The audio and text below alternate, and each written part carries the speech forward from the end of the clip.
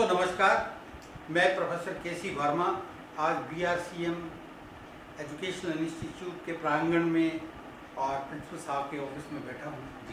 मैं आपको आज ऐसी शख्सियत से मिलाना चाह रहा हूँ जिस पर भारत ही नहीं पूरा विश्व गर्व कर रहा है। और मेरे सामने है विभा, भारत की बेटी, जिसने इंडिया में नहीं बल्कि विश्व में अपना नाम कमाया है। उसकी छोटी सी ब्रीफ उसके लाइफ के करियर की कहानी है और आप चौंक जाएंगे, आपके रोंगटे खड़े हो जाएंगे जब मैं आपको बताऊंगा। भिवानी में जन्मी, पढ़ी, स्कूलिंग की, गढ़वाल यूनिवर्सिटी से माइक्रोबायोलॉजी में ग्रेजुएशन किया, कुरुक्षेत्र यूनिवर्सिटी से पोस्ट ग्रेजुएट और डॉक्टरेट किया। उसके बाद SCS की पोस्ट में SCS के लिए सेलेक्ट हुई और उसको छोड़ा। उसके बाद सीनियर साइंटिस्ट की पोस्ट में करनाल डेयरी रिसर्च डेवलपमेंट में लगी, उसको छोड़ दिया क्योंकि उनके भाग्य में कुछ और लिखा था, उनके कर्म में कुछ और लिखा था। वो यहाँ से यूरोपियन स्कॉलरशिप लेकर यूरोप चली गई। वहाँ से उनकी पोस्टिंग अर्जेंटीना में हुई। अर्जेंटीना की कुछ देश की समस्याएं थी पोल्यूशन से लेकर, तो उसने उस सारे पोल्यूशन को एनर्जी में कन्वर्ट किया। उसके इस कार्य से प्रभावित होकर वहाँ की गवर्नमेंट ने उसे सीनेट मेंबर बनाया, यानी कि राज्यसभा की सदस्य। और कहानी यहीं ख़त्म नहीं होती है। उनके कार्यों को देखते हुए उन्हें वहाँ की पर्यावरण मंत्री बना दिया गया। आज वो पर्यावरण मंत्री BRCM के GDS कॉलेज में, GDC कॉलेज में यहाँ पर बैठी हैं। आज की एक स्टूडेंट्स के लिए मोटिवेशनल प्रोग्राम था। She has motivated students like anything. There were tears in the eyes of students and the teachers and to me also. जिस हिसाब से उन्होंने उनको प्रमोट किया, मोटिवेट किया लाइफ में एडवांसमेंट के लिए। वही बात। और आजकल ये जो है डायरेक्टर हैं all Muslim countries, gulf countries की एनवायरनमेंट डायरेक्टर है, वहाँ पे वर्क कर रही है। और ये वहाँ पूरे गल्फ कंट्री को 2020 तक प्लास्टिक मुक्त कर रही है। लेकिन उनके दिल में दर्द है भारत के लिए। वो दर्द उनकी जबान से सुनिए। विभा। नमस्कार, मेरा नाम विभा भारद्वाज है और मैं अभी डायरेक्टर, जैसा कि हनुमा जी ने बोला कि मैं director environment sciences in government of UAE work कर रही हूँ। इंडिया में सबसे बड़ी प्रॉब्लम अवेयरनेस की है और पोल्यूशन की है। लोगों को अभी यही मालूम नहीं है कि हमें क्या करना चाहिए और कैसे करना चाहिए, स्पेशली स्टूडेंट्स को। आज मैं GDC कॉलेज में फ़िलहाल बैठी हूँ और आज यहाँ एक करियर मोटिवेशन से रिलेटेड प्रोग्राम था जो प्रिंसिपल सर ने यहाँ रखा। तो जैसा कि मैंने ऑब्ज़र्व किया कि यहाँ पर इंडिया में बहुत प्रॉब्लम्स हैं, वाटर की, पॉल्यूशन की, एग्रीकल्चर की, हर फील्ड में, इवन एजुकेशन सेक्टर में अवेयरनेस नहीं है किसी के भी।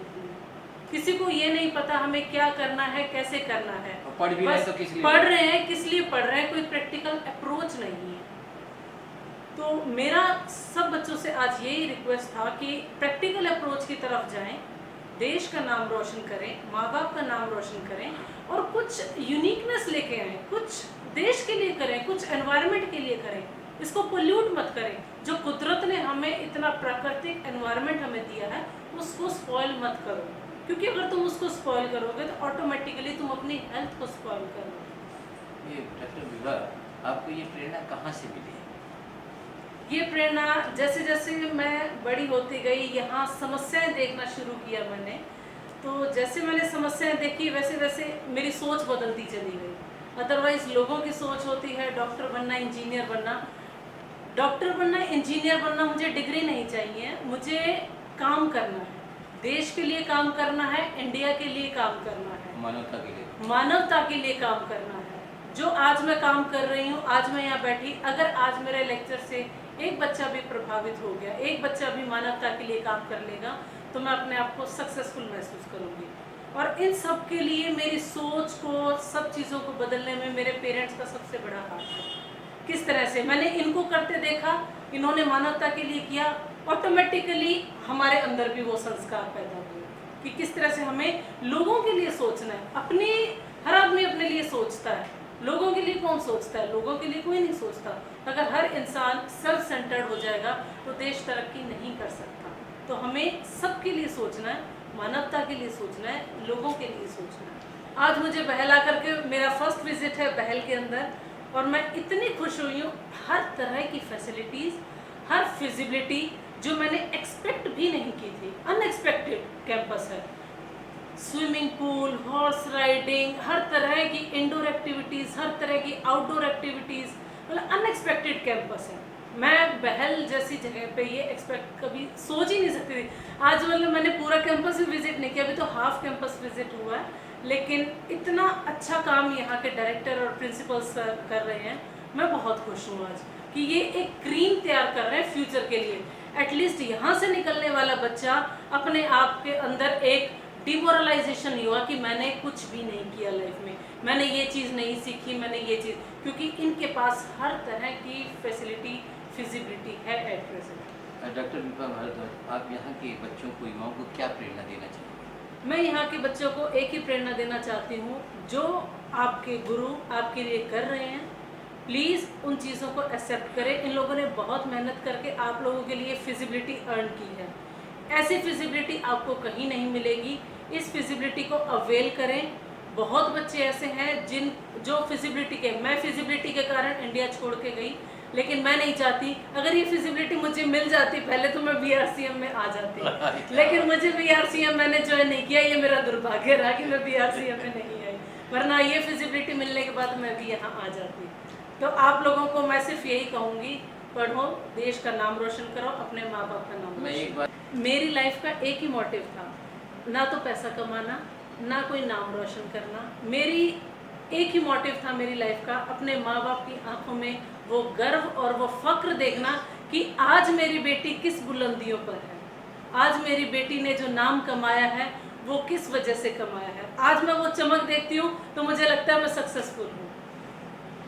तो हर बच्चे से यही चाहते हैं? हर बच्चे से मैं आज के टाइम में यही चाहती हूँ, खूब पढ़ो, खूब मेहनत करो। जब तक आपको वो चमक नज़र नहीं आती है माँ बाप के आंखों में, तब तक आप मेहनत करते रहो और अपने देश का और अपने माँ बाप का, उनको सेटिस्फाई करो।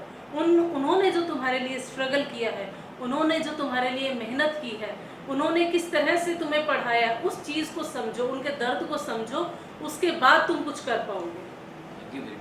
डॉक्टर विभा, मैं आपसे एक प्रश्न पुनः करना चाहूँगा।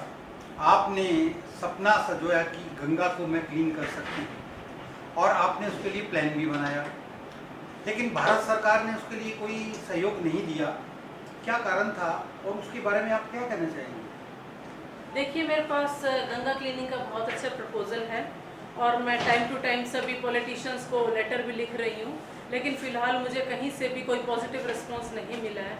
ये शायद इंडिया का दुर्भाग्य हो रहा है कि उनके पास एक कैंडिडेट है जो सब कुछ कर सकता है, लेकिन फ़िलहाल उनके बनाए हुए बेस पे बच्चे को, बेस मेरा इंडिया ने बनाया, लेकिन यूज़ उसको कौन कर रहा है? फॉरेन कंट्रीज़ वाले, यूरोपियंस, अमेरिकन्स यूज़ कर रहे हैं। ये फ़िलहाल इंडिया का दुर्भाग्य कि वो मुझे यूज़ नहीं कर रहे हैं, मेरे काबिलियत को यूज़ नहीं कर रहे हैं। मैं चाहती हूँ कि इंडियन गवर्नमेंट प्लीज़ जो मेरी कैपेबिलिटीज़ हैं, जो आपने मुझे तराशा है, जो आपने मुझे पढ़ाया लिखाया है, उसको आप यूज़ करें, क्योंकि मैं इंडिया की बेटी हूँ। इंडिया के लिए दर्द है तो मैं इंडिया के लिए ही काम करना चाहती हूँ, मेरी गंगा मैया के लिए काम करना चाहती हूँ। हमने ये बात, इसका दर्द देखते हुए दिल्ली में एक फंक्शन था भिवानी मैत्री परिवार संघ का, उस स्टेज से मैंने डिक्लेयर किया था, गवर्नमेंट से प्रार्थना की थी कि गवर्नमेंट केवल हमें सिर्फ परमिशन दे और एडमिनिस्ट्रेटिव सपोर्ट दे, गंगा को हम क्लीन कर देंगे, पैसा भी नहीं मांगते हैं, कुछ नहीं मांगते हैं, केवल सपोर्ट और कोऑपरेशन मिले तो गंगा को तो भारत का हर नागरिक क्लीन करना चाहेगा, पैसा भी आ जाएगा, गंगा भी क्लीन हो जाएगी, जरा अनुमति तो दे। आज मैं यहाँ GDC कॉलेज के प्रांगण में बैठी हुई हूँ प्रिंसिपल सर के साथ यहाँ पर, और यहाँ आके मुझे बहुत अच्छा लगा। और चौधरी न्यूज़ एजेंसी जो है बहल, इस न्यूज़ एजेंसी के थ्रू आज हम लोग यहाँ पर बैठे हुए हैं और ये लोग इंटरव्यू कर रहे हैं। तो चौधरी न्यूज़ एजेंसी बहुत अच्छा काम कर रही है